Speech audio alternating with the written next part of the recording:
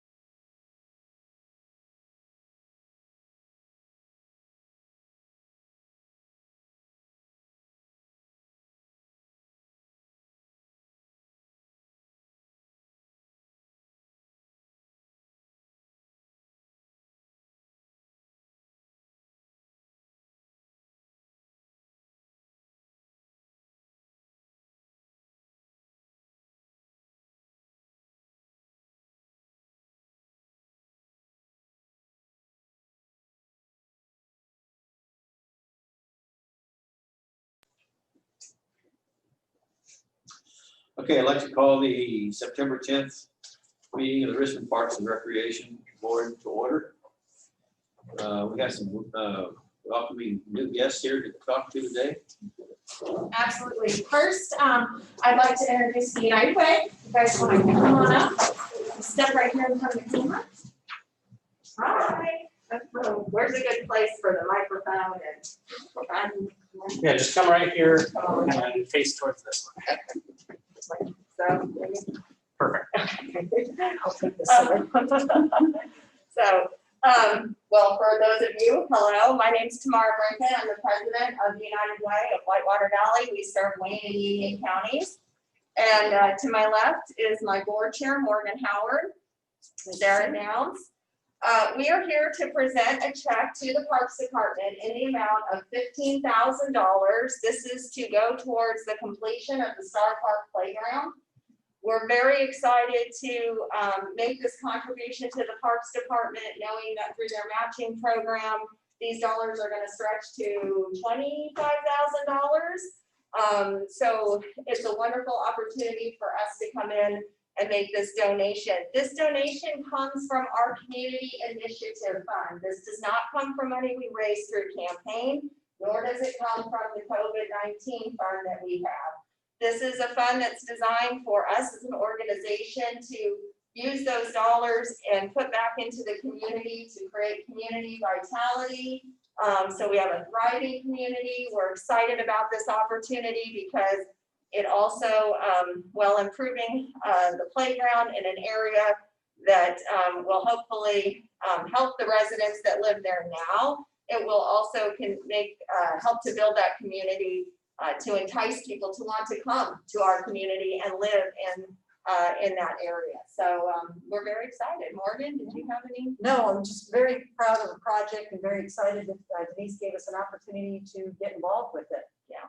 So I want to, on behalf of the entire city and the board behind me, I just want to thank you for your support. This is not the first time that you've been able to support a playground in our community, and we just truly appreciate you seeing the effort that we're trying to do and make our community safe for all families and children who live here. So thank you so much. well, we're happy to be supporting in that with the kiddos and everybody else. So congratulations, and we look forward to the completion.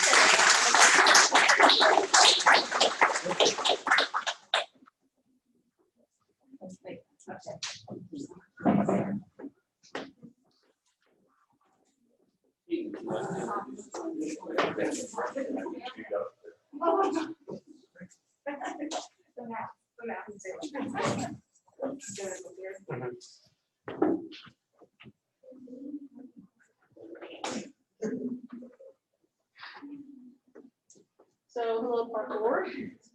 I wanted to have my participants from our Inspiring Girls Camp present their findings from this past summer. So in late July, we had about 8 girls. We have only 3 here today. The rest have like swim practice, wherever they could be here. But we had 8 girls who we took around Richmond, and the whole point of the camp was focus on environmental science, water quality. So throughout the week, we went to different places in Richmond. We took water samples and we performed several tests. And so we are happy to report some of those results here today. And the girls have one of the posters and one of the filters that they built to try to have clean water for the week. So I'll have them come up and have them introduce themselves and talk about some of the findings.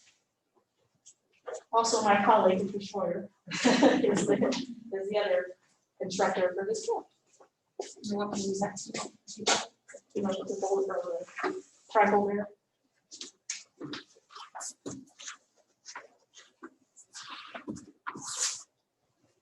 Okay, yeah. That's the audience. You guys see that? You want to flip it around? Yeah, we can flip it around. Yeah, turn it on, Abby. Turn it the other way so they can see it.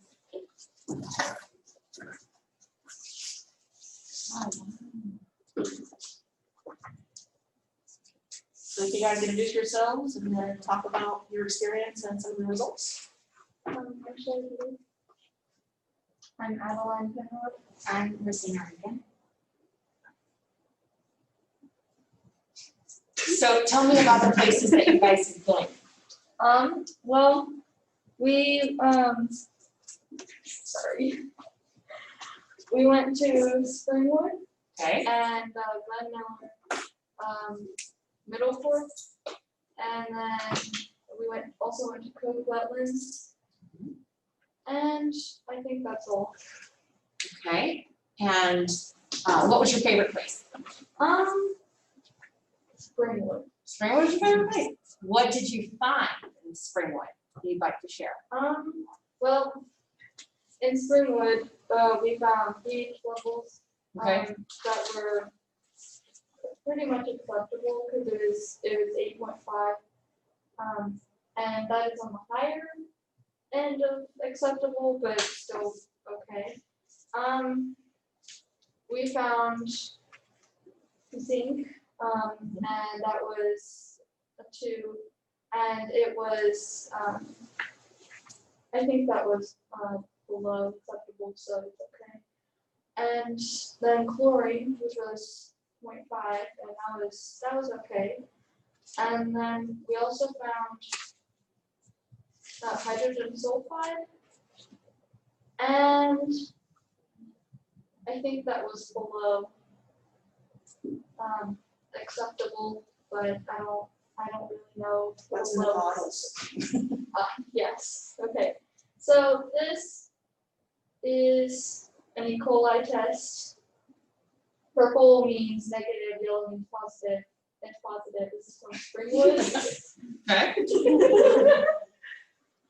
Okay. Was it positive any other location besides? We didn't do a test on any of we did. We did Middle Fork. Oh, okay. So one you're holding from Springwood, Yeah, the bigger bottle is from Middle Fork, these were expensive. yes. And they also tested positive. Okay. Yeah. But not like extreme amount of E. coli, but just the presence, which we assume is from, there's a lot of activity in this place, particularly in Middle Fork, where there's houses nearby, boats, things like that. There could be a lot of things that have brought E. coli in there, so. But yeah, but they were really surprised that it turned yellow instantly. Because it takes about 48 hours for it to show the full results, and it already changed within 1 day, so. Okay. It says clear yellow, negative. No, that, this one's different. No, this, Well, that is very important that you guys understand how to test things and why it's important for our water quality, right? So, the Middle Fork is our water here in Richmond, and they go through a very stringent process to keep our water clean, right? And so you learned all that, I'm sure. You want to show them your filter? So Addie, this is yours, correct? Yes. So do you want to talk more about how you built this filter? My friend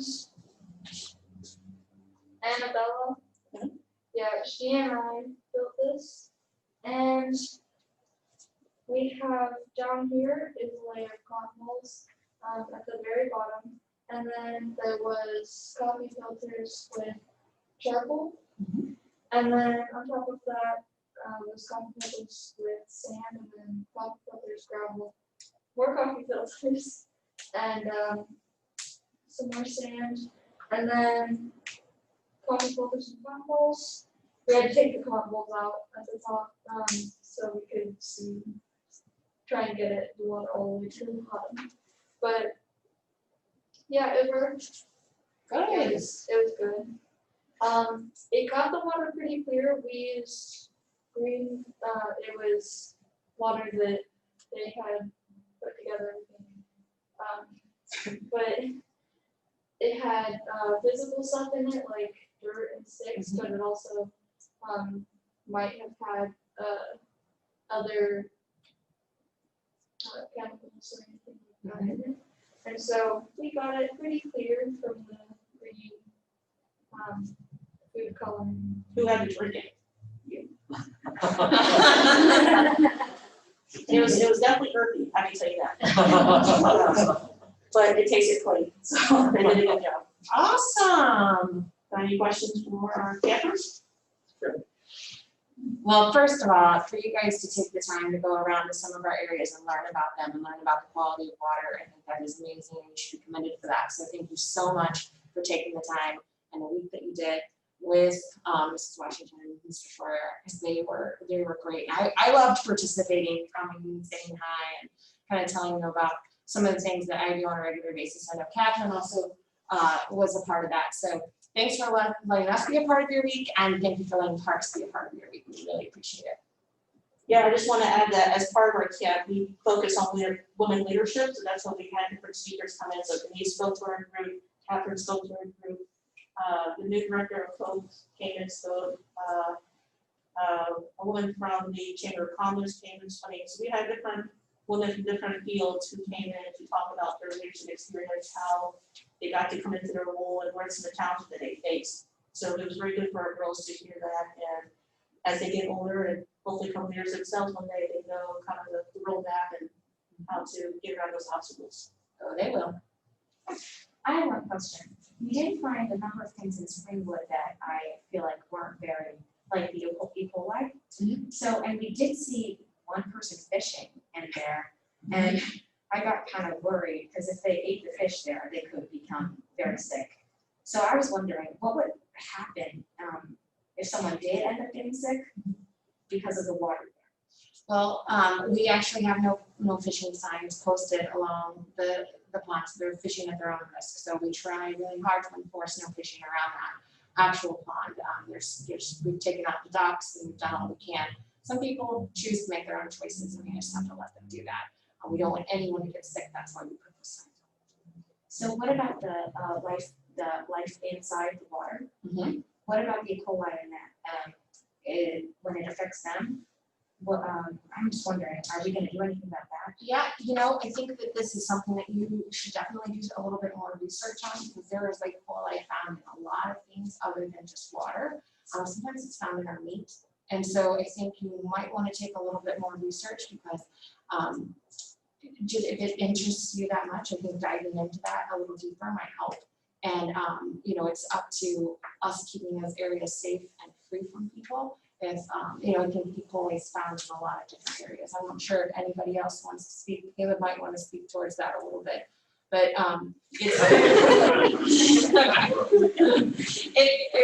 it's I think, we want to try to keep every area safe as possible. Like I said, Middle Fork goes through a stringent process to be, water quality. I have a bio major in the back. I don't know. Nope, she's not gonna take it either. So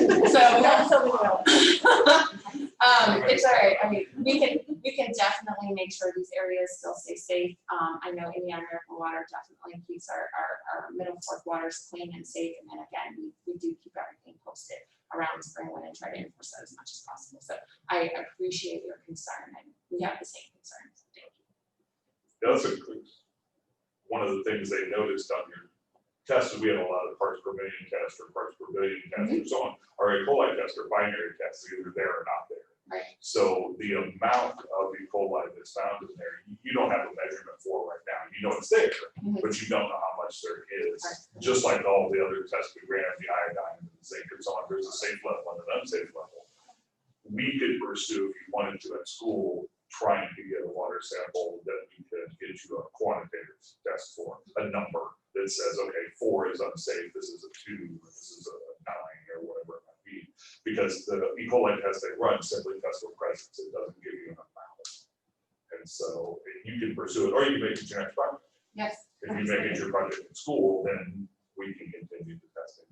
But I can get another test that's a little more sensitive, but it takes a lot more than 48 hours. You have to send it away. Yeah, and I would definitely, I know that we do have a sample diagram at the playground at Middle Fork that shows you how to clean the water. So I think going down there and really looking at that through the Indiana American Water eyes would be great, but they're also probably very willing to talk to you about how they clean our water there for safe drinking. I know just like our water here, from sanitation, they go through several things to make sure everything's good to go. We also send off, at our spring, I know that you were looking at testing our spring, we send that water off, every month too, to make sure it's potable. So we wouldn't want anyone to drink out of the Springwood water.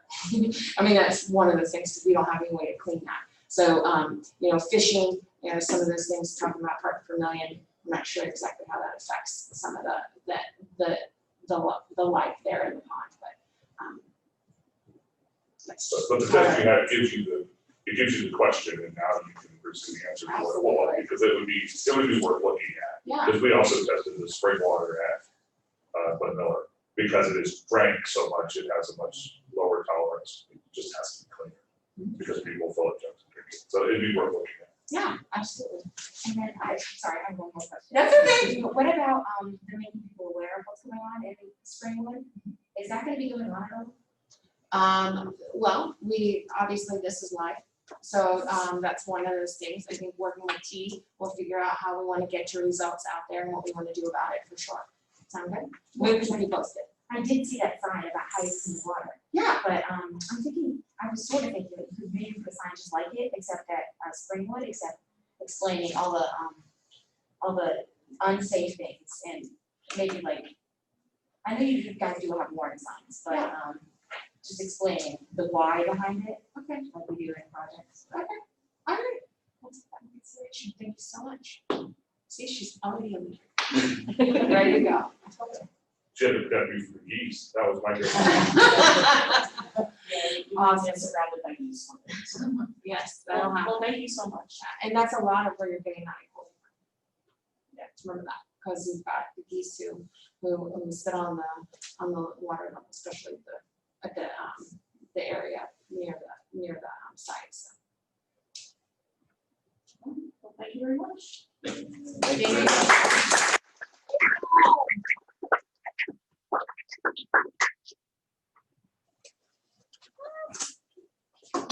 Do you need help? Yeah, the last table was in March 2 months ago. Yeah, but it was great. It was a And great still filter. working on it. Do you want me to put it at the bottom, like, oh, so I'm like, okay. Thank you. Hey, Sheila, you keep that sign that close and I'll take it back. Oh. You can leave it there. Thanks. Where are you, Troyer? The Richmond Parks and Recreation Department provides for the positive development and well-being of the Richmond community through provisions of parks, greenways, trails, recreational programming, and facilities while working in cooperation with other service providers and partners in the community to maximize all available resources. I'm going to entertain a motion to approve the August 13 park board minutes. Second. All in favor? Opposed? Also entertain a motion to approve the August 20th special park board meeting minutes. So You're a second. Second. All in favor? moved. Opposed? Okay, we have a presentation from Katie Clark, concerning the master plan. I'm happy to pass that one. I'm probably gonna wait a minute, so there's no reading ahead. Am I okay to sit here? Yes. Okay. That's great. I'll kind of angle myself both ways, so I'm not, I don't have my back to you all this. We might even scooch it forward a little bit. You tell me.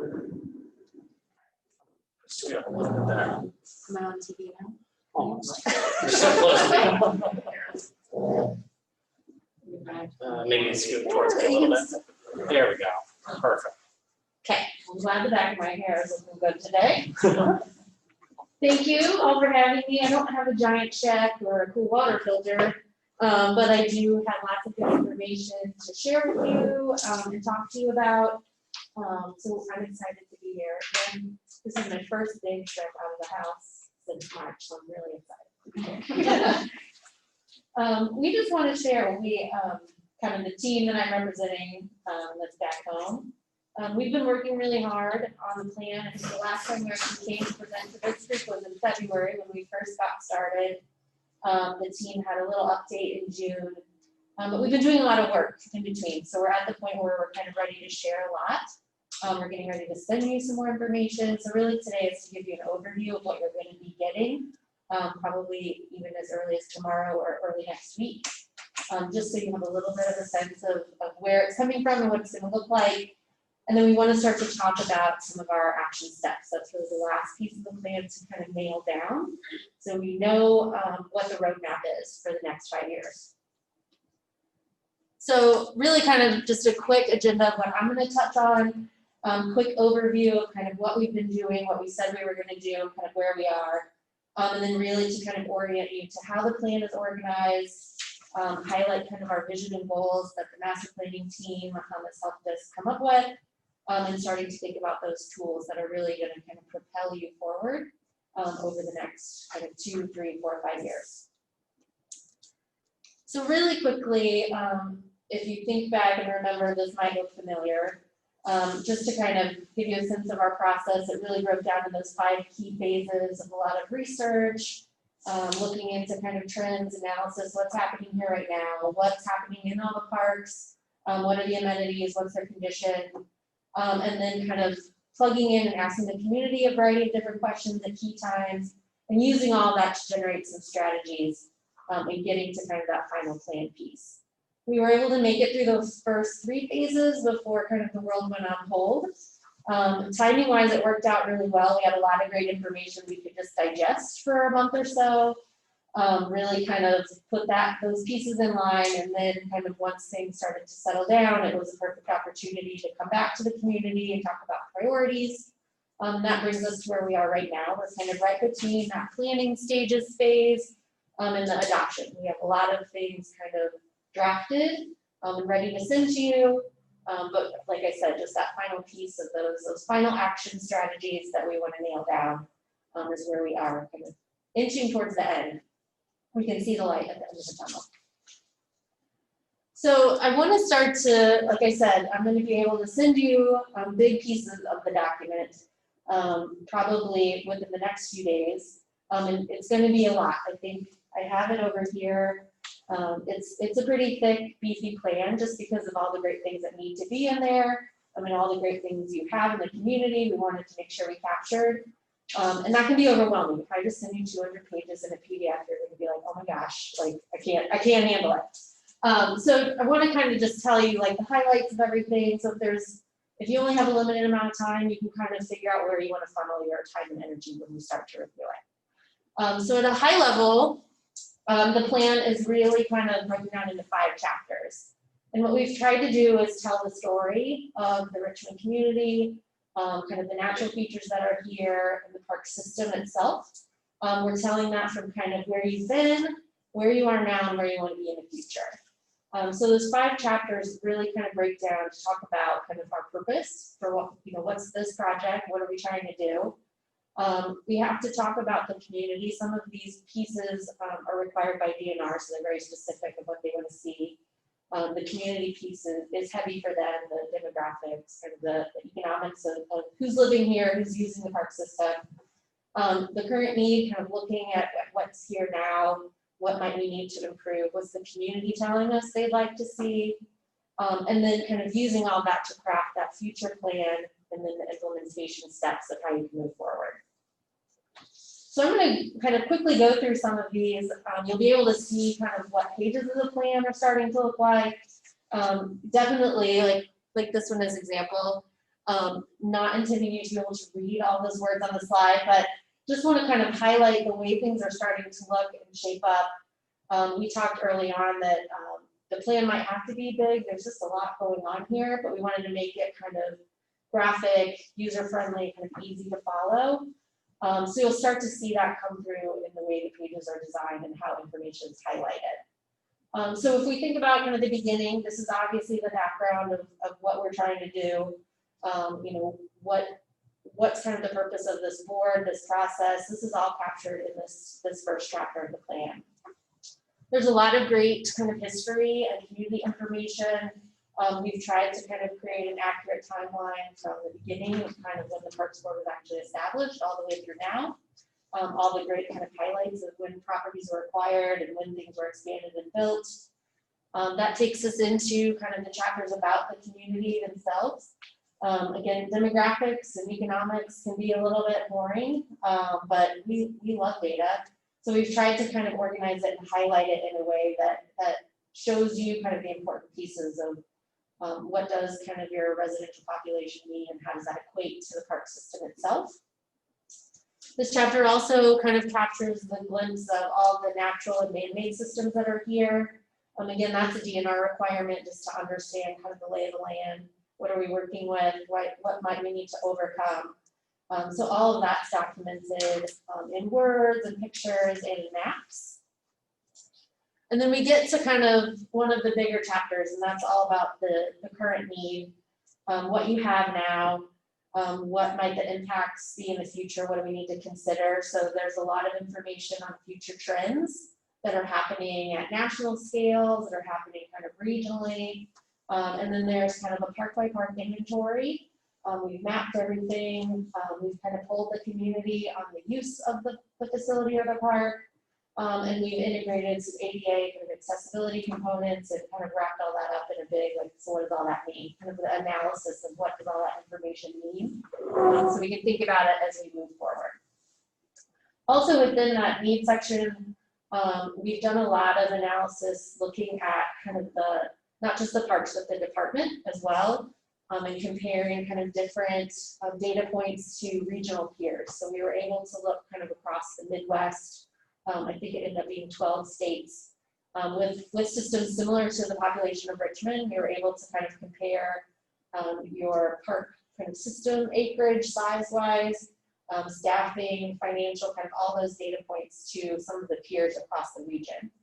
So all that analysis is included in that current need chapter. To kind of supplement that, especially when we get to the need, is where all of our great community input was used.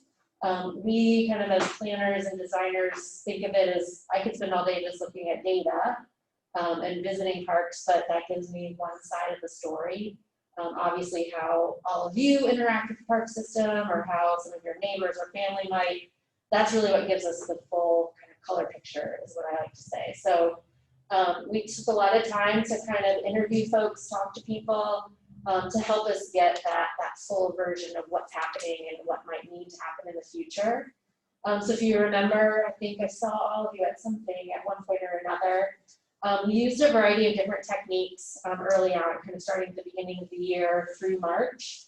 I think we got that public meeting in right before everything closed down, so it was perfect timing.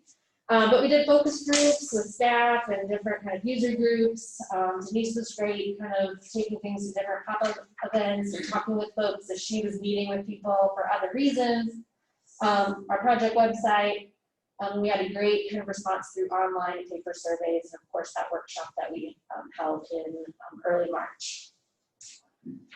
So what I wanted to point out, and we'll get to kind of what all that tallied up to, but you should all be commended for the great community outreach response that this project got. I think it was, we can't claim that it was us all alone. It was all you guys here on the ground sharing surveys, sharing links. It was really, I think, pretty amazing the amount of information we got. So kudos to all of you. And I think some of these numbers I just wanted to point out because it is such great, it was great data that really helped us kind of fuel the future plan and kind of the strategy portions of this work. So that first survey that we sent out in kind of that February, March timeline, it got over 1,700 responses. My first several weeks of kind of the quarantine were manually entering surveys, and it was great. There was a great representation of, I think, high school students that had some really kind of informative things. Like it wasn't something that I think we heard from anybody else. So it was really interesting to see kind of their viewpoints. Through that, not only did we get kind of those 1,700 people answering the survey, people spent the time to give us very specific individual comments. So we sorted through over 1,200 kind of specific answers to the questions we had. And that was in addition to the multiple choice selections that we got. So it was great that people took the time. I know that first survey was lengthy, but a lot of people kind of gave us great information and took some real time to kind of think through some things. And then finally at that workshop, we had over 60 people sign in, and I swear that room was full of more than 60 people at any time. We always get folks that are a little hesitant to sign in. So overall, it was a great response, and that kind of rounded out what the survey gave us.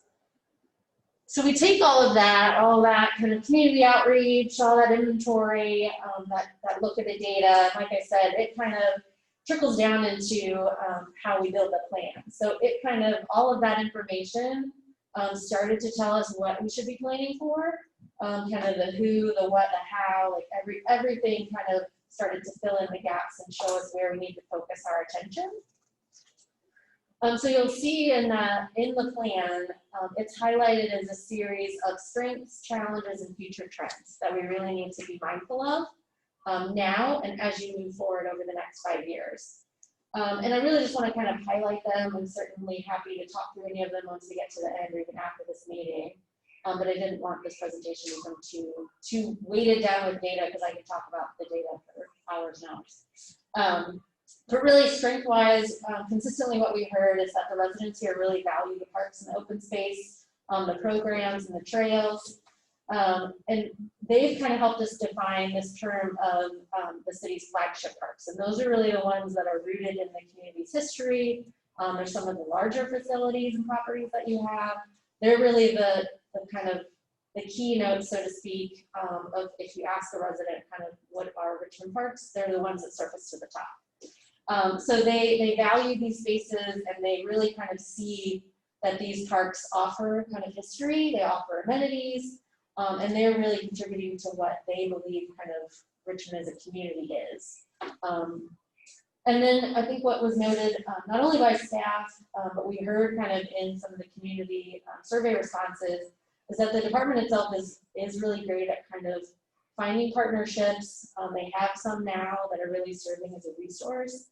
Obviously the Great Big Giant Check that came, that kind of counts as a partnership that people acknowledge and would like to see continue. We always have to think about challenges. They're not something often we want to dwell on, but they're certainly something we want to understand so we can try to overcome them. And we really kind of consistently heard about 4 key things, and there's a lot kind of wrapped up in each one. But a lot of them have to do with kind of, especially this first one, residents see how much the Parks Department does, and they're a little bit worried that that's almost too much to be responsible for. So they worry about if there's too much on their plate, how they're going to continue to kind of maintain or grow or improve things in the future. And again, I think that's tied to this value and respect that these residents have for the system that is at their fingertips. Interestingly, a lot of some of the residents we talked to and polled, there's some park properties and facilities that they were just unaware existed. And those are kind of things we always like to see and understand. Is that a branding? Is that a communication? Is it just a facility or a property that doesn't have what they need? So there are, in the plan, it's kind of marked, like I said, by that use diagram, how are people kind of viewing it, accessing it, and using it on a daily basis. It was noted that some of those flagship properties that I talked about, they're in need of repair and improvement. And all that kind of boils down, they're all kind of connected. Those resources that the department or even kind of the city had, they're a little bit constrained. So again, there's kind of that worry of how are we going to improve, move forward, take care of these things that we're noting without kind of finding new ways to think about resources and grow different resources. And then there's a series of kind of trends that we just want to keep an eye on. Like I said, we did some analysis of what's happening at a national level, a regional level. Parks are changing, not just here, but all over. They're taking on a lot of new kind of social responsibilities. So we just tried to capture that.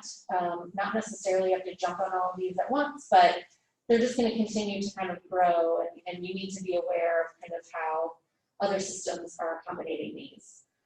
So certainly kind of thinking about improvements, maintenance, what we did learn as a trend that right now, at least the residents we heard from, would prioritize improvements and maintenance over getting anything new. We want to make sure we're maintaining what we have before we grow and add something new to the system. They're interested in kind of different programming. Nationally, there's a lot of different programming trends happening. Some of that aligns with what residents are saying they want. But again, I think the residents understand that funds are tight, so figuring out how can we maybe add some of that, but be respectful of the resources that are available. all of them start to kind of wrap up together, thinking about that diversity, different offerings, not just in programming, but in amenities. I think the trends in sports and activities are always changing. So trying to better understand what, not just at a regional level, what people think are popular. You know, as an example, I don't, hypothetically, everybody could want soccer fields all of a sudden, but that doesn't mean Richmond residents want soccer fields. So just being aware kind of what people are asking for and how you can adjust to move forward. And then starting to think about how you could better communicate and market what's here. That's always changing. I think we learned a lot about kind of social communication, getting information out. Obviously, when we were all kind of at home, we were looking all over the web for anything and everything we could find. And I don't think that's going to go away. So figuring out how to be innovative in that, getting all the parks, great offerings out so people know about them and can learn about them. Like I said, it's in much more detail, but just wanted to kind of give you the highlights of what we were thinking about as we start to look towards the future elements. So in the last meeting in June, my coworker Scott and Maria came to talk to the master plan committee about kind of those future strategies. What's the vision for the department and kind of how we're going to move forward? What do we want to focus on? It's not changing the, I think you had read the mission statement of the board when we started the meeting. We're not proposing changing that. What this kind of vision and supporting goals are about, just as a department and board together, what are you going to focus on? So we came up with a great vision statement, but what's more kind of important, I think, is how it boils down into some very simple goals. We call them the Park Pride goals. We're turning kind of our park passion into pride. And they're very kind of simple statements of just how we want to move forward. We want to make it as clean and simple as possible. So they're just very direct statements, and then all the tools within the plan kind of go to support those ideas.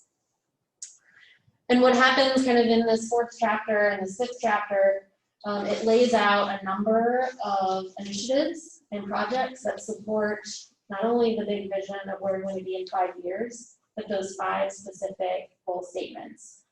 It breaks down into different initiatives in terms of kind of streamlining department resources, looking at ways we can expand staffing, and we can kind of look holistically at some great natural systems, programming ideas, marketing communication, and then we've listed probably, I think, close to 200 individual projects that could be done to improve the park properties themselves. So all of that's captured within chapter 4. I consider it, and I think I've explained it to Denise, it's your laundry list of things that you could do. Certainly, kind of when you think about that, it's overwhelming. Like we could do over 200 things in 5 years, like that's a lot. So that kind of brings us to the action plan. Denise is ready. She's ready to do like all 200 things. I know, but To give me the money, I know. But how that kind of wraps up, we will certainly want to kind of put a focus, and that's kind of the implementation plan at the end. But to give you a little bit more insight into those newer pieces, the vision goals and kind of the action items, I just want to highlight the vision. I think everybody can read. But really the key part of it, and we went back and forth on some of the wording, we tried to make it as simple as possible. But the big ideas are that you're building upon that historic legacy. I think people understand that some of these parks are really tied to the community and the history. So you're building upon that legacy to really create and support a resilient and sustainable system with lots of active spaces and inclusive kind of amenities and programs. And I think what's key, we talk about in the plan, those words resilient and sustainable. Oftentimes those are really, a lot of times people use them thinking kind of green sustainability, like stormwater planters, things like that. Certainly that can be part of it. There's some great initiatives that deal with landscaping, kind of taking a more holistic approach at things. I'm looking at people back, I know you're interested in that. But we also really mean it as for the department itself, capitalizing resources, making them stretch as far as we can while also kind of growing them. So it's a little bit of green sustainable, but it's also thinking about how do we kind of grow what we have and kind of make the department keep running on what you have without always looking for huge new pots of money, although we'll take huge new pots of money anytime, right? So that great vision, like I said, is supported by these 5 Park Pride goals. And it really boils down to, we want to promote our offerings. We want to respond to our community's needs. We want to invite activity into our spaces, diversify and optimize our resources, and enhance our parks and open space system. What we always try to do with vision and goals, we want to make them kind of broad enough that nobody could tell you, no, we don't want to do that. So all of these are really kind of, yes, like, of course, we want to do this, we want to enhance things, we want to invite activity. And then specifically kind of our initiatives and our projects support those ideas. And those are certainly where we start to have some differing opinions on priorities or if something's appropriate. So I would imagine this is the part of the plan that will get the most comments from you as a board and even from the community as a whole. So how we kind of move forward with those goals becomes like a series of tools, right? I can't just send you on your way with those 5 goals and expect you to make magic happen. So we kind of think thoughtfully about what's the best way to move those forward. So we've kind of crafted those final 2 chapters, like I said, thinking about your toolbox of what you're going to need once this plan is adopted to keep it moving forward. So it becomes a mix, like it truly does become kind of a toolbox of when you're ready to do something, thinking about kind of what does that specific idea or project need. So we've broken them down into really kind of 2 big buckets. And I just want to kind of explain the differences before we launch into what some of the projects are. So we thought about it in a little bit different way. Sometimes you see these plans and it's just your list of projects and your list of funding sources and okay, go. But we recognize that that's certainly a piece of it. You want to know kind of what you can continue to work for, what are those big transformative projects, but you as a board and the department as well are within the next 5 years, you're going to be asked to do new things that maybe we didn't know were a thing while we wrote this. Things are always happening and changing. So we wanted to give you a set of tools that you could use to help with those ongoing decisions. So you know that you're still thinking about things and making the decisions that support those goals, even if it's not captured within this plan. So that's that first kind of box, that ongoing decision-making guidance. It's essentially kind of a series of statements. And we'll look at kind of how that appears in the plan here in just a second. But then the other bucket is kind of those big strategic initiatives and improvements. And so those become kind of short-term, things you can do maybe relatively quickly without a ton of new capital investment. And then there's the bucket of long-range projects that we need to probably work a little bit on to gather the funding, gather the partners, and really kind of think about the design or whatever the implementation steps might be of those bigger investment projects. And those kind of get lumped together. So just quickly to think about kind of those ongoing decisions, just so when you see this big list of statements, you understand how we think it should be used.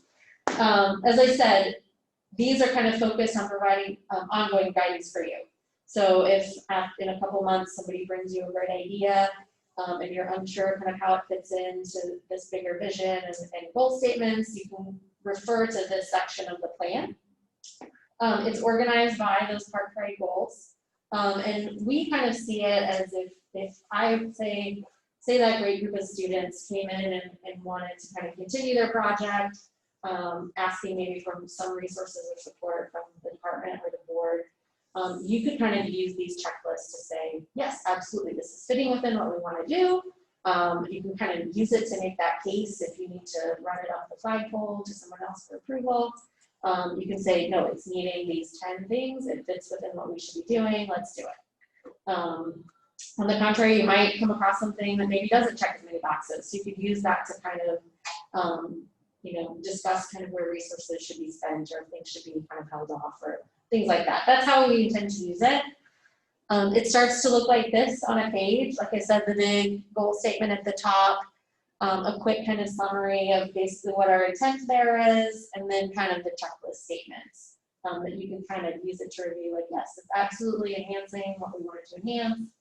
It's helping with our communication, whatever it might be. Which brings us to kind of that next bucket, the kind of actual projects, the actual initiatives, the things that we can kind of all dig our hands into and start to move forward. So like I said, we've broken that into two pieces, short-term projects and long-term improvements.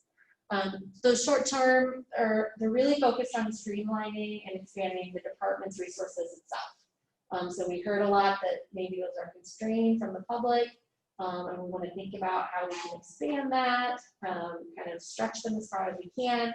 That's what these initiatives are all about. Most of them, I would say, require very little additional capital investment. They're things that could be fit into kind of normal department procedures or process. There's probably even some things in there that some staff maybe are just really excited by, and maybe they can kind of use that to fuel their own kind of personal and professional goals. So there's a little bit of something there for everybody. There's kind of 5 big categories related to process, procedures, and guidelines. There's staffing, marketing and communications, planning and advocacy, and then collaboration and partnerships. And then kind of the pair to that is those long-term capital improvements. Those are kind of obviously focused, and that big bold statement is incorrect. These projects really focus on improving the parks, the amenities, and the facilities. So I apologize if that slide did not get updated, but the categories for those, it's broken down by park. So there's a list of projects for each park and how we kind of want to move forward. And we didn't just make that list kind of willy-nilly. There was some community input that was used to generate that list and the priorities of how they all come together. That was our second survey that was done in June and July. It was a much quicker survey. I think it had maybe 3 questions, but it was all about where would you want to see the priorities happen. And over 1,000 people responded to that and really helped us understand not only what do you want to see and where do you want that investment to be, but actual kind of property-wise, where would you want to see it first? So that kind of helped us generate this long-term list. So you can see kind of from the results of the survey, everybody, as I said earlier, they wanted us to focus on maintaining existing parks and facilities, so they'd rather see kind of money go to that before anything else.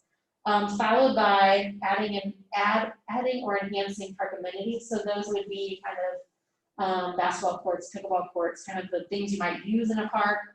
And then park facilities would be third. So if there's shelters or park buildings, those would be kind of third in line for investment. After that, it's programs, improving access to the parks, increasing staff, acquiring new park property, and there were a few people that said no investment was necessary at all, but it's good to see that that was at the very bottom of the list. So as I said in that survey, we also asked folks to tell us what are the most, kind of where do you want that to happen? What are the properties we should look at first?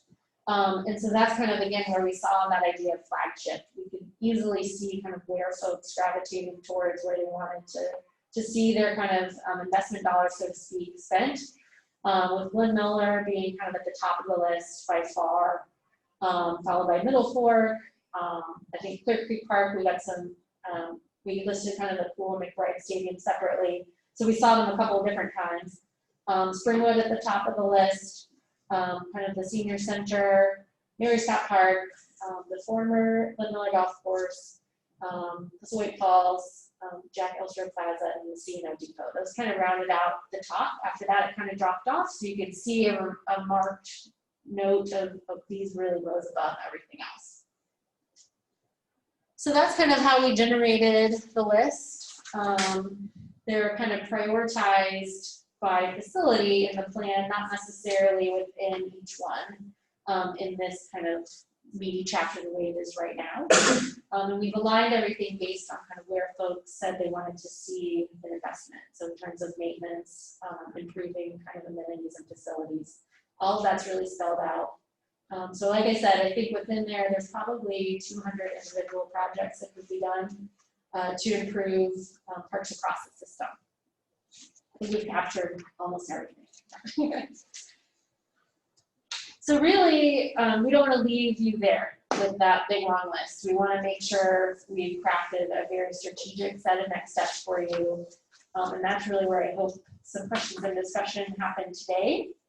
And just to kind of frame what we're doing next, we're thinking about kind of that 5-year to-do list, as I said, kind of creating this action plan. It will, in the end, it will kind of take out of all those 200 or so projects, where is your focus, and what are the actions you need to be able to move those forward? What are some potential funding sources to get that started? And we'll even kind of look at, are there other partners you could add in? Are there grants, things like that? Are there kind of innovative ways you can get those off the ground, not just, yeah, you need money. Like we'll give you a little bit more information to get you going. We're thinking about the action plan a little bit differently. We understand that, you know, with 200 different projects that need a significant kind of revenue source, we're separating those. So we understand that there's some things we can kind of maybe move forward now. So we've got some short-term priority actions for like a 1 to 2 year time frame. And then we have a list of long-term, that's maybe like the 2 to 5. Those are the items that might take a little bit more kind of revenue to get going.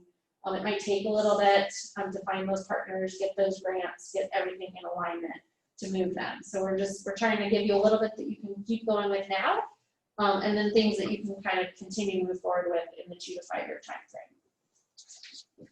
And now you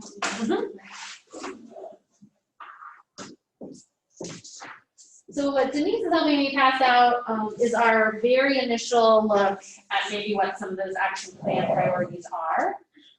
The first page is the short-term list, followed by what we believe maybe the mid to long term. So again, the short term, ideally, they could be achieved in the next 1 to 2 years. So we're thinking like 2021, 2022. As I said, they kind of rely on maybe some existing resources or resources that you could start to think about incorporating into a budgetary cycle. So while you may not have it now, perhaps in 2021 when you're going to the budgeting, you could think about ways to add that. But they're all probably smaller resource requirements, smaller amount of dollars, and some of them could kind of easily maybe fold into some work that's already happening. So I don't want to go through every single line item. I know you might have some other things to take care of today, but it's certainly something that I would like to kind of give a quick overview and then leave you with so you can kind of read through it, digest it, and we'll be asking for ideas and feedback on them to be able to finish the plan. But aside from kind of those big categories that I talked about, the process, procedures, guidelines, staffing, marketing, communication, planning and advocacy, and collaborations, one of the things that we're asking you to consider is kind of right-sizing the system, is really the best way to phrase it. And it's thinking about how you could maybe shift the ownership or maintenance of some properties to other departments or organizations or even private entities. Kind of looking at the way the community is using places, the ones that are listed were kind of at the lower end. Some people didn't know they existed. Some of them are kind of undeveloped areas that I think right now the department is kind of mowing and maintaining. But as we think about kind of providing kind of that diversity and amenities and programs, it might be a way to shift some resources from something that the community isn't using or hasn't used or maybe can't use, and allowing you to kind of use it in a way that they would be able to take advantage of. So it's certainly kind of something new to consider maybe, and it's a little bit different than some of the other kind of initiatives that we have. And we can certainly kind of talk about that and think through it. But then the other piece that's in your handout are those mid to long-term projects. So these are kind of 2 to 5 years. They would probably certainly need some new funding sources. They're a little bit larger projects, might even take a year or so to implement. But there are things that we can help you align, whether it be kind of capital funds or grants. We're working on a great kind of grant list that we can pair with this as well. We just need to figure out kind of what's going to make it onto the action plan list so we can kind of line up grant opportunities in the best way that we can. And as I said, they're organized by park property, using kind of that community input to help guide kind of, you know, Glenn Miller at the top, kind of the follow on of how they're all listed. And I know I just threw a ton of information at you. I'm happy to break now to take any questions. I just have like a couple next step slides, so I can finish up if you want to continue the meeting. I can back for questions, whatever works best. But that's kind of where we are right now.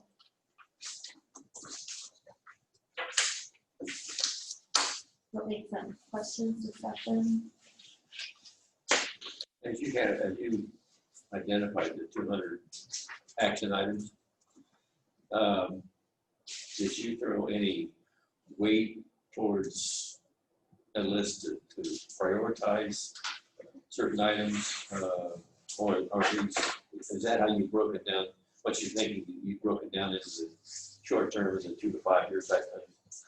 Yeah, right now, the way it is, within either one, whether it be the short term or kind of the bigger projects, nothing is prioritized within its category. So if you look at kind of the Glenn Miller version, we've listed 7 things. We haven't prioritized those 7 things. It's just Glenn Miller's at the top right now. That's certainly something we can get to, if that's kind of important to kind of your toolbox, so to speak. We just wanted to make sure the 7 ideas were set before we kind of move forward with prioritizing them.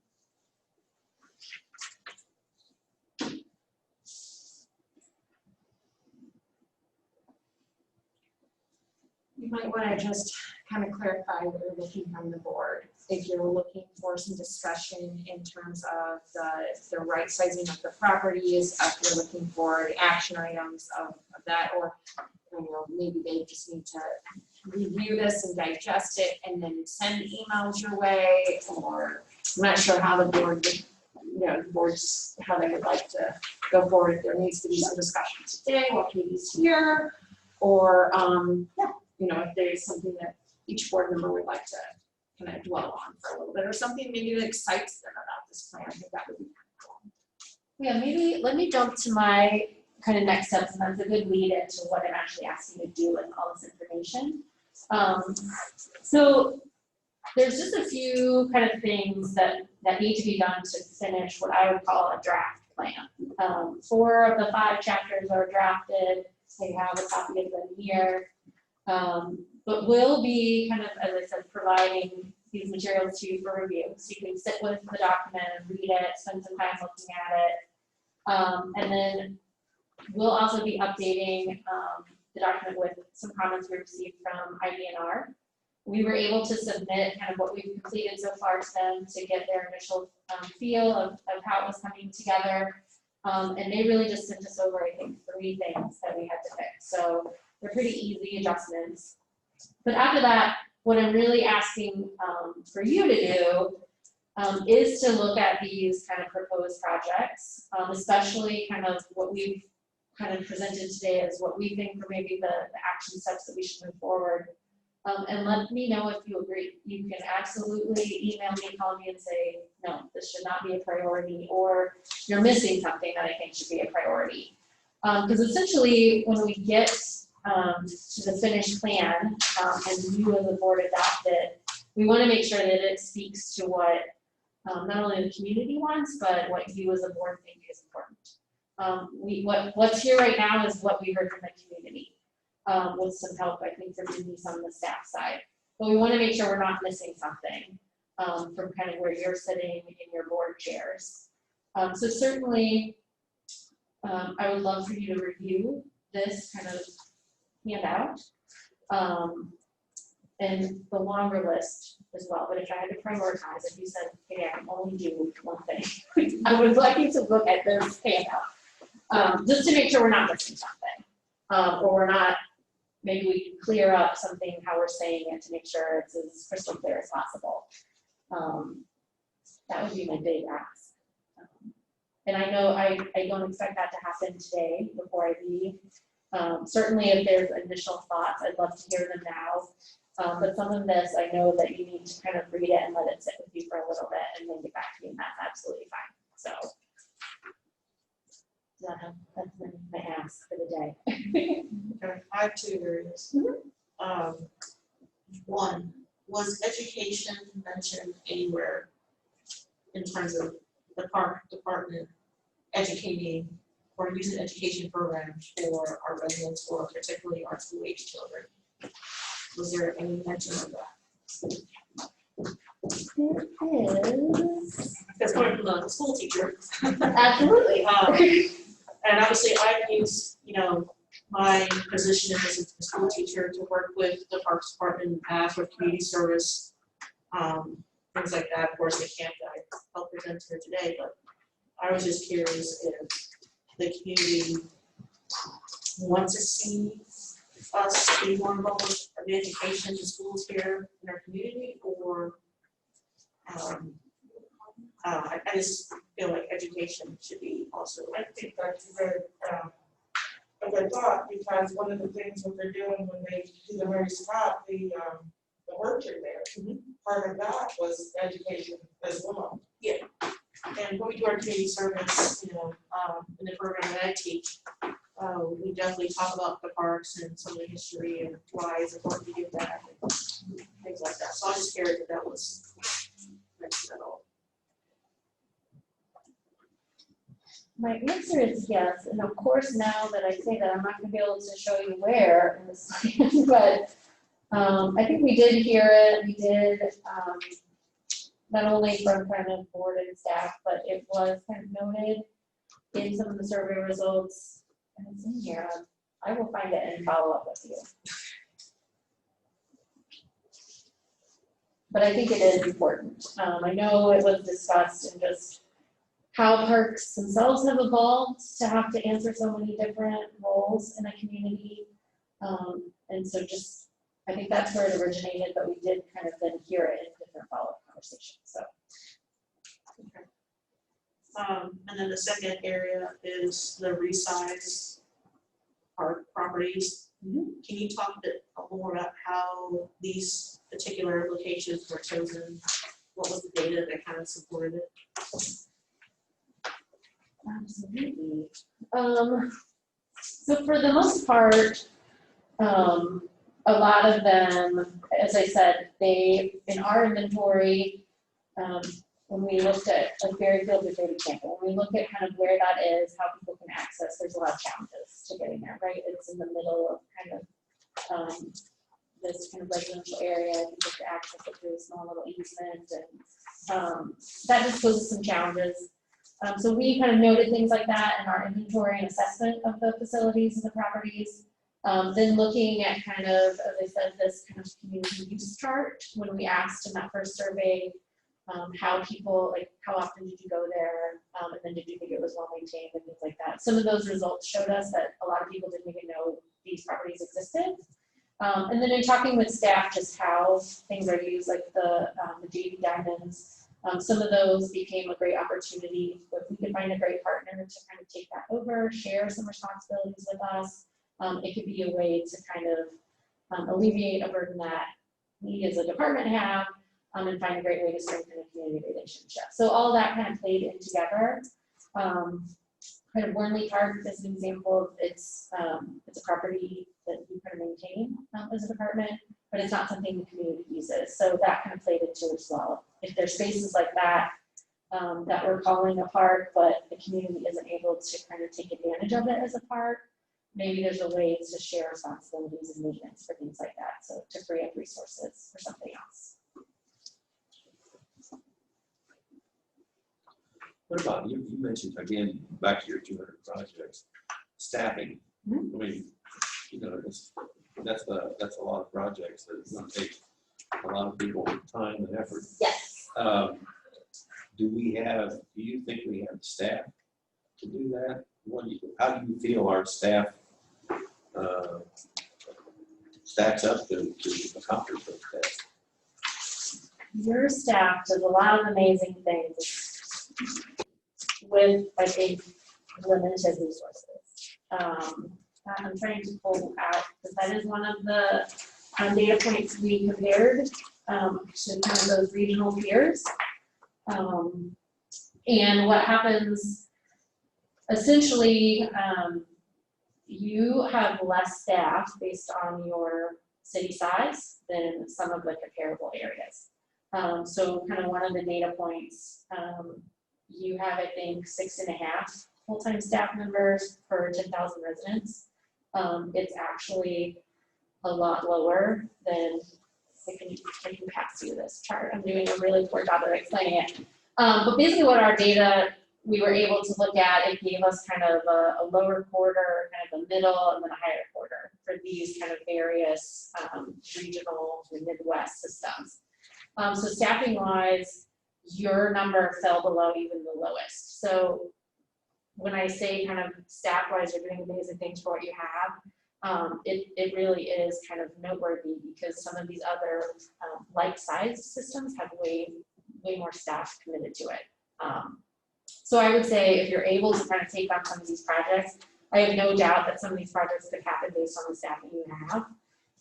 But it would be great, I think, to add some things. And we proposed some strategic adds, not just kind of increased staffing across the board, but based on where you want to focus in terms of kind of marketing communications, expanding some great kind of opportunities in the floral division.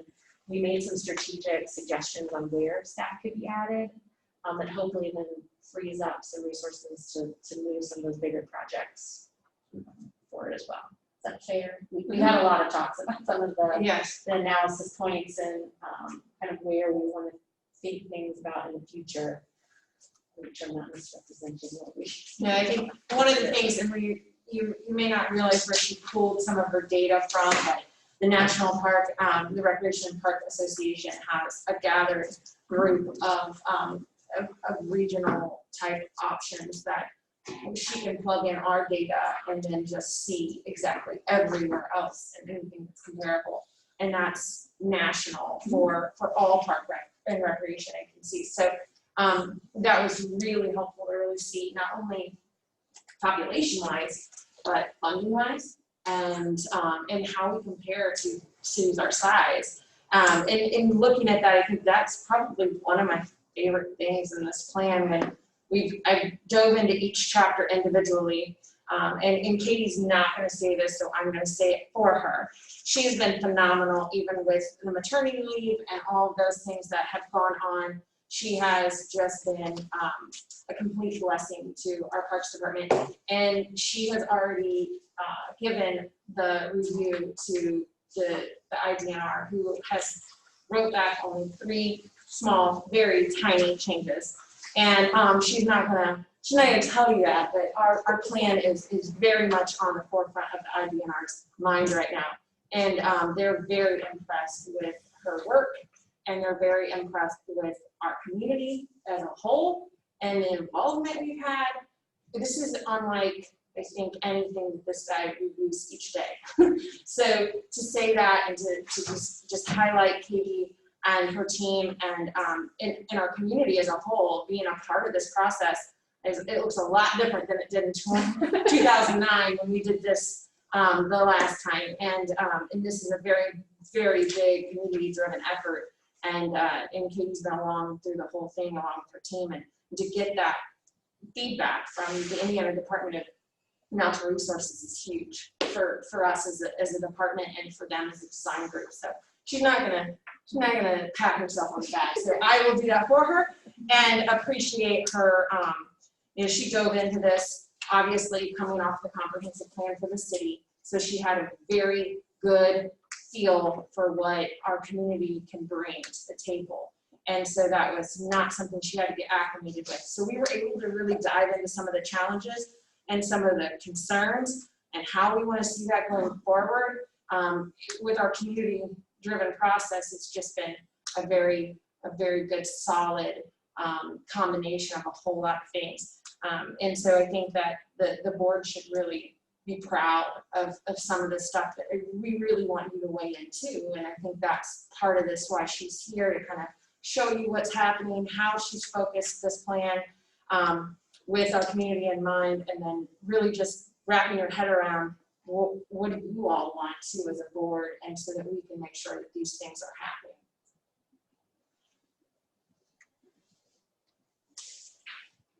Katie, back to the staffing question. I'm excited to hear that there are specific recommendations for staffing. Is that reflected in the data as well? Or are we just comparing our whole staff? Are we comparing by division? Or are we looking at maintenance staff versus recreation staff? How is that broken out in the data? Really, the data is just at a big umbrella level, so just full-time employees. The way the National Parks and Recreation database works, that's just where they ask people to kind of plug in their number. So we're not able to get a better breakdown of how many staff in whichever divisions. Mostly because each department they can call, maybe somebody has 2 divisions where you might have 5, so it gets a little bit harder to compare. So yeah, it's just at a big level, and then we've tried to take the input that we've heard from those stakeholder groups and the public, just kind of understanding where folks want to see improvements or growth to happen. That's kind of how we then aligned our staffing recommendations. Thank you. And about the handout that you gave, it's really exciting. I'm very excited about a lot of this stuff. I have lots and lots of questions, so I'm going to wait for some stuff from the full plan. Okay. But just a sort of definition clarification thing under the section about collaborations and partnership initiatives. How are we defining partnerships? What does that mean when we're talking about the parks partners? Who is that? Yeah, we've gone back and forth on how we define partnership. I think Denise and I had several conversations about how to define partnerships. At a really kind of high basic level, we're thinking about kind of any group that you can maybe align yourself with that'll help you get something done. It's not just, I would say, not only here in Richmond, but we see it in all other places. I might have a group that I help and offer services to, but they're not necessarily helping me out with something I care about. That to us isn't really the partnership we're talking about. We're trying to find those mutually beneficial agreements that we can move forward with.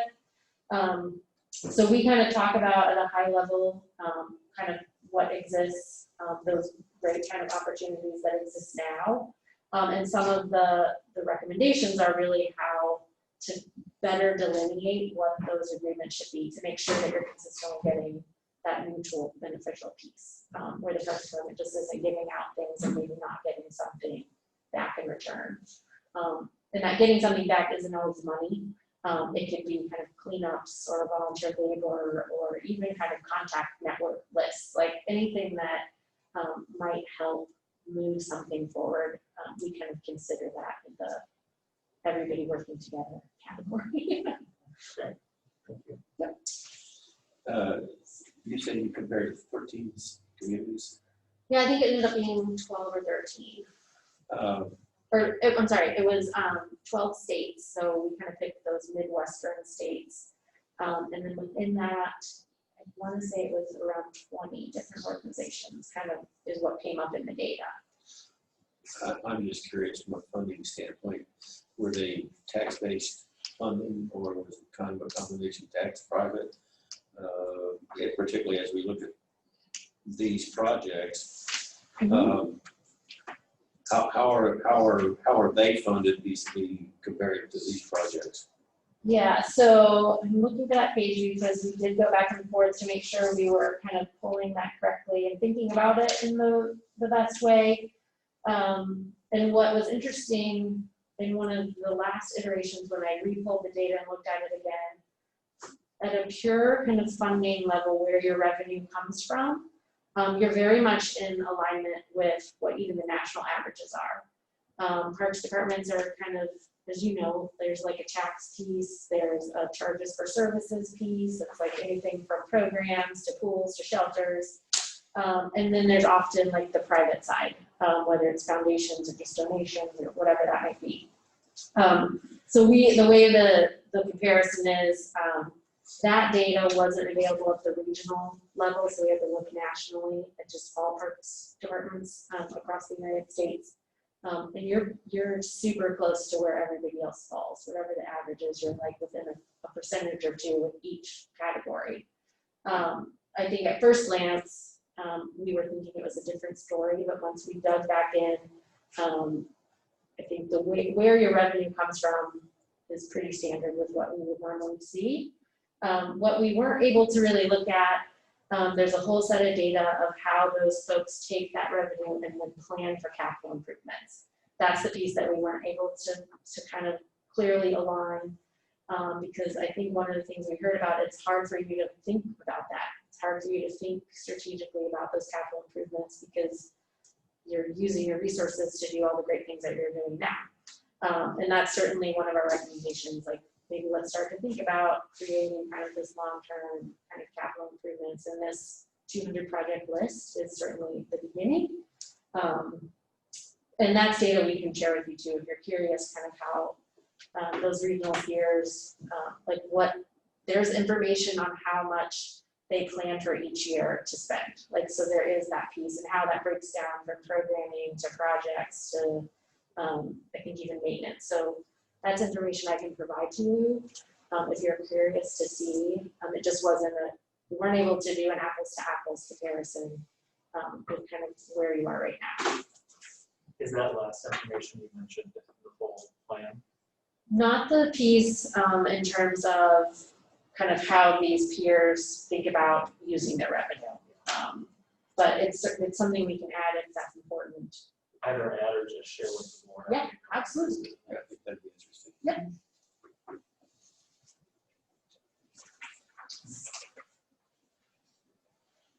When, just for the board's information, when I attend different conferences and I speak to some of our other park superintendents here, there's a lot of different ways people do things, but a lot of park systems, even in Indiana, actually have a lot of anchors. You know, you have a sports complex that anchors you, that you can get a huge amount of revenue from. You have a wellness center that anchors you, and you can get a huge amount of revenue from. I mean, those things come up almost millions of dollars of their revenue. And so that's a lot different than how this park system has ever operated. Even to think about being a for-profit business or having that as a part of parks, it's just really hard for anyone really in the city to wrap our heads around this park system. So I think, Katie has suggested a lot of things about starting somehow, a few mini businesses within our park system to try to help create those partnerships that help us with resources and also help us with revenue. And a lot of that is defined in there, which I thought was really informational and helpful. But when I do think about some of the other park superintendents and how they drive their revenue, it's not from $54,000 in facility rentals. And so, we have to really think about that. And so this is raw stuff, and it's definitely something we want to think about. And I was really kind of thinking more, not only just a master plan, but I really feel like this is a business plan for us. And I think that's smart. I do. I think it's smart in our stage of the game, and what our community wants from us and how they want us to react to what we're seeing and hearing. And so not only this is a park master plan, but I feel like it's a lot of a business kind of side of the plan. So we're comparing ourselves and figuring out how we're going to make it work and do everything the community expects and wants, because that's what we're here for. So that's just a side note.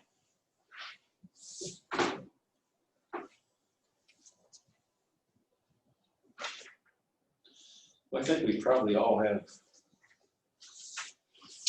some questions about things we don't know. Sure. Oh, yeah, absolutely. But I think if we could look forward to seeing the other pages that you got as part of it, I think that will help us maybe understand or create a lot more questions, and I kind of look forward to seeing that information. Yeah, I even as early as tomorrow, like I said, 4 of the 5 chapters are drafted. They're all right here. So I can share those tomorrow with everybody.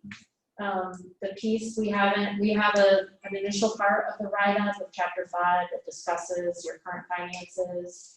I'm happy to share that as well. Just know that the only missing piece is kind of what we want this kind of action plan to be. So I can share kind of this portion of the plan. I'll share this kind of handout too, if that's easier to kind of send me notes on. I'll kind of lay it all out there for you. And I'm happy to answer questions via email. I think the plan was for me to come back maybe next month. That gives you a little while to kind of review everything and sit with it. We can kind of discuss things in greater detail at that time too, if that makes more sense. We really just want to kind of hear your thoughts and see kind of maybe, we know there might still be gaps, so we want to see kind of what you think the gaps are, and how we can kind of clean everything up and make it the best plan that we can for you. And we talked a little bit about this portion maybe going out on the Richmond Rising website. Yep. So when will that be actually out for the community to weigh in as well? I can do that tomorrow as well. Okay, so the Richmond Rising website will actually have this information on there for our community to dive into if they're willing or wanting to start talking about some of those things and see if there's any changes. Yep. Can we have maybe a deadline? Because I think October we were hoping to come back for adoption. So adoption of the plan. So maybe we should ask the board for a potential deadline to have any of these plans and the community so that, you know, we can digest those and you can put those into the action plan. I love deadlines, so. What are you thinking in terms of the board? How many weeks would you want to kind of digest this nice little, small, tiny little? I think if we're gonna have a special meeting on the 24th, maybe I see our next agenda. Says we're Potential, yeah. potential. I know that, once we see that, I think maybe we can answer that question a little bit better, and maybe the 24th would maybe give us an opportunity to at least answer when we can, you know, what kind of dates we can come up with. That would be my opinion. If entertaining any other comments. If you think we can do it by the next month, fine. I just don't want to be rushed. That's my concern. Because there's a lot of information for us to process, and I really don't want to, you know, make a decision and it turns out that we have to make changes or it's not what we envisioned. So I would definitely like to have more time. Yeah, So would you like Well, I'm to? just saying, you know, that gives us a chance to understand what we can, what we do need to establish as a business. But that's what I'm more of it. So would we like to maybe think about the October 10th date as Katie coming back in case there's any questions, we can talk through those before then. And then if we're ready for adoption, great. If we want to hold off, we'll do a special meeting regarding that. Does that sound? No worries. Is that good for you? Yeah. Observation. Yeah, I'm all, I mean, we're happy to work as fast or as slow as is comfortable for you. I certainly would rather you take your time and read through it and want to make sure it's, like I said, sitting right with all of you and we're not missing something and we're not rushing something. In terms of kind of the DNR timeline, all they need is a final plan back by April next year. And that gets you eligible for their round of grants in 2021. So there's no time pressure from them. For sure, we could get it done by April 2021. So,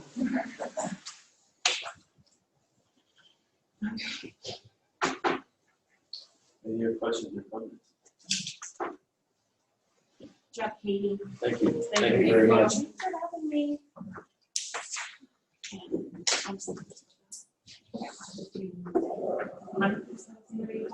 Say, any longer? Thank you.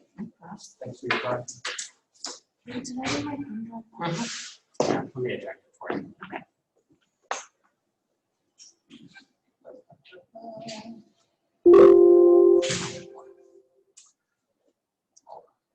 Oh, it's because it's selected. I learned that as a trick. These reports were all in your packet. We have any questions about it? I would also like to just add that we do have the floral division here tonight. They wanted to hear about the master plan, so if there's any other additional questions for the floral division, they are present. I'd like to say, I guess, in regards to the floral division, I think they need to be commended for the outstanding job they're doing. Downtown looks great, and I think you can be very proud of the effort that you guys are putting in. So, thank you very much for everything that you've done in that area. It's a great job. You've done a great job. Agreed, thank you.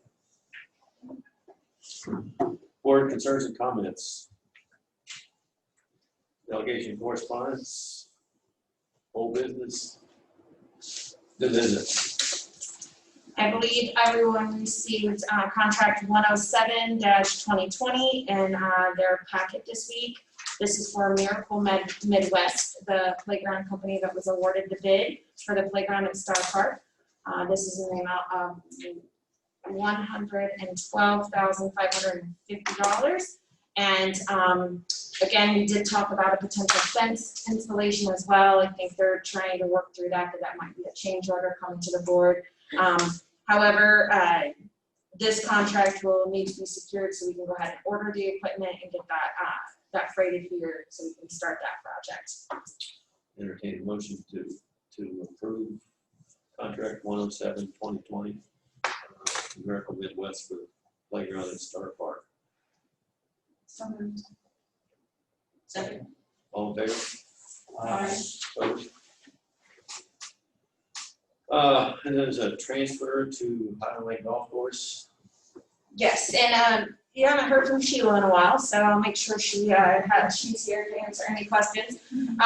So Sheila has prepared the transfer for Highland Lake, and as you know, we have worked to change direction of Derek McNeely to the clubhouse manager on a contractual basis. In doing so, we'll need to move the salary and wages part-time down to contractual services in the 3,000 account. In that amount, we will need to request for this year is $6,681.92.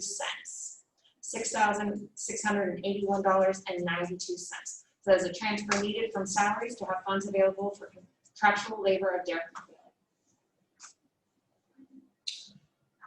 Entertain a motion to approve the transfer for Derek McNeely of $6,680. $81.92. $81.92. So moved. For a second. Second. All in favor? Aye. Opposed? Any other business? Hearing none, entertain a motion for adjournment. Make the motion to adjourn. All in favor? Aye. We're adjourned.